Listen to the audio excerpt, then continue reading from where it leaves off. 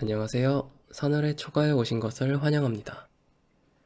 인간은 생각하는 동물이라고 하죠. 그런데 생각을 할 때 언어를 매개체로 사용합니다. 이건 그냥 당연한 얘기예요. 예를 들어서 배가 고픈 사람이 있다고 해볼까요? 그럼 이 사람은 어떤 생각을 할까요? 아, 배고프다. 뭐 맛있는 거 없나? 이런 생각을 할 수 있겠죠?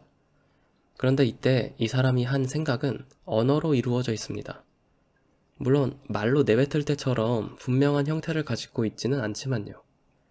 구름처럼 두리뭉실한 형태이긴 하겠지만 어쨌든 언어라는 형식을 빌려서 생각을 하게 됩니다. 사람이 방금 예로 들었던 배고프다 같이 단순한 생각만 하는 건 아니죠. 복잡한 생각도 합니다. 그리고 복잡한 생각일수록 언어를 매개체로 쓰지 않을 수가 없습니다. 언어를 통해서 인간은 동물이 절대 도달할 수 없는 데까지 사고의 폭을 넓힐 수가 있죠. 동물들도 아주 간단한 생각은 할 수 있을 거예요. 배고프니까 사냥을 해야겠다. 졸리니까 잠을 자야겠다. 추우니까 따뜻한 곳을 찾아야겠다. 이런 감각과 본능에 가까운 단순한 생각들은 하겠죠? 하지만 동물은 인간처럼 언어를 구사하지 못하기 때문에 일정 수준 이상의 생각은 할 수가 없을 겁니다. 예컨대 죽음 이후의 세계가 없다면 도덕이 의미가 있는가? 같은 복잡한 생각은 죽었다 깨어나도 할 수 없을 거예요.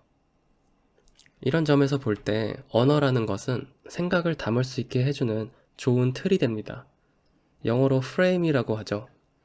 형체가 없는 생각을 형체가 있는 언어라는 형식으로 담아내는 것이죠. 그런데 담을 수 있게 해준다는 바로 그 점 때문에 언어로 생각하는 인간은 필연적으로 그만큼의 한계를 지니게 됩니다. 언어는 생각을 담는 틀이지만 동시에 생각을 제약하는 틀이 되기 때문이죠. 그래서 언어를 교묘하게 이용하면 인간의 사고를 아무도 모르게 뒤틀어버릴 수 있습니다. 실제로 이런 실험이 있었다고 합니다. 지하철 민영화 문제에 대해서 찬반 투표를 하는데 어떻게 물어보느냐에 따라 완전히 다른 결과가 나타났다고 해요. 지하철 민영화에 찬성하는가 라고 물었을 때랑 지하철을 경쟁 체계로 바꾸는 것에 찬성하는가 라고 물었을 때 사람들의 반응은 전혀 달라졌습니다. 지하철 민영화에 찬성하는가 라고 물어보면 민영화라는 단어가 주는 이미지 때문에 사람들은 지하철 요금이 비싸질 것이라고 생각해버려요. 그래서 이렇게 물어본 경우 반대표가 많았습니다. 그런데 지하철을 경쟁 체계로 바꾸는 것에 찬성하는가 라고 물어봤을 때는 경쟁이라는 단어가 주는 인상 때문에 사람들은 지하철 요금이 싸질 것이라고 생각한 거예요. 그래서 사실상 똑같은 질문인데도 아까와는 달리 찬성표가 많아지는 결과가 나타났습니다. 본질은 똑같은데 어떤 언어를 사용했느냐에 따라 사람들이 전혀 다른 반응을 보였던 거예요. 이것은 사람들이 문제의 본질을 제대로 파악하기도 전에 언어가 주는 이미지에 더 큰 영향을 받았기 때문입니다. 그러니까 만약에 설문조사를 시행하는 주체가 마음만 먹으면 찬반 투표 결과를 특정한 방향으로 얼마든지 유도할 수 있다는 거겠죠. 이거 꽤 무섭지 않나요? 인간은 언어를 통해서 사고합니다. 언어는 제대로 활용되었을 때 정말 유용한 도구가 되죠. 지금 제가 이렇게 복잡한 생각들을 여러분들에게 전할 수 있는 것도 이 언어라는 도구를 통해서 가능한 거잖아요?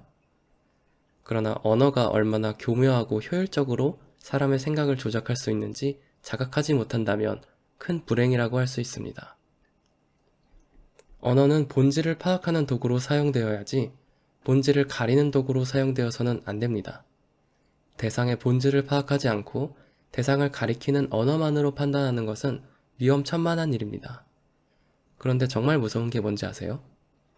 본질이 아닌 언어에만 집착하는 사람은 자신이 잘못 생각하고 있다는 것조차 알아차리지 못한다는 겁니다. 술 취한 사람이 자기는 술 안 취했다고 하는 것처럼요. 그래서 어처구니 없는 생각과 행동들을 아무렇지도 않게 하는 거죠. 이런 안타까운 일이 벌어지지 않도록 하려면 어떻게 해야 할까요? 언어라는 것은 본질 자체가 아니라 도구에 불과하다는 것, 그 사실을 기억해야 하겠습니다. 이번 영상은 여기까지입니다. 끝까지 봐주셔서 감사드리고요. 저는 다음 영상에서 뵐게요.